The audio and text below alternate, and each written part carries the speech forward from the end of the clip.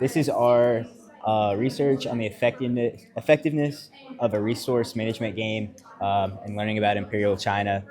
So students play the simulation game and they manage their resources to try and build a lasting dynasty.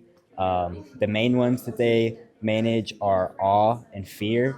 They're right here. The awe comes from more of like a Confucian idea of morality, and fear comes from more of the Han Fei legalist point of view, where they wanted to punish people. And you need a balance of both to have a successful dynasty.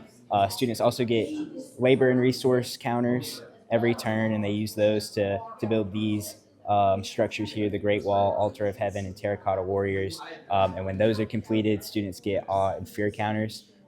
Students also respond to events that could happen. I think our example of that was a rebellion that happened, and they can respond to it in a certain way. I think that was based off their fear counters, and they roll dice based on that, and the number of successes they get, which would be a 4 through a 6, would determine how successful they were and if they got a penalty for that or if they got more resources there. Students also review content from the class throughout.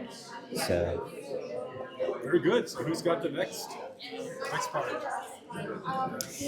So the next part is about the instructional effectiveness based on student assessments from the class. So in the class, it was a pretty overwhelming positive response. It's like 1 through 7, and all of them were in the 6 to 7 range.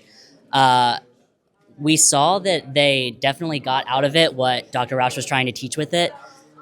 They showed an understanding of the need to balance fear and awe so that you could have a lasting dynasty, because at the end you do a roll for both, and if you don't have enough of both, your dynasty falls.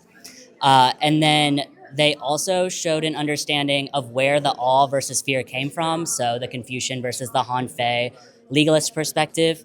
The last thing we focused on when developing our research was trying to determine how we could improve the simulation. So like Eli said before, it was a really well-received simulation. So we just wanted to learn how to make it better. So the main point of this is to enhance the learning and make sure that students are able to review content and understand the content that they're learning. So we decided that we would suggest the improvement of making different grade levels have different complexity of rules. So we have a middle level version, we have a secondary version, and then we have an upper level college version that you could use in the classroom that we could distribute. It would be the same game, you would just change up the complexity of the game. Ultimately, just to help make it easier for teachers not only to run, but also allow their students to review the content and get it all, make sure they understand what they're doing in the classroom.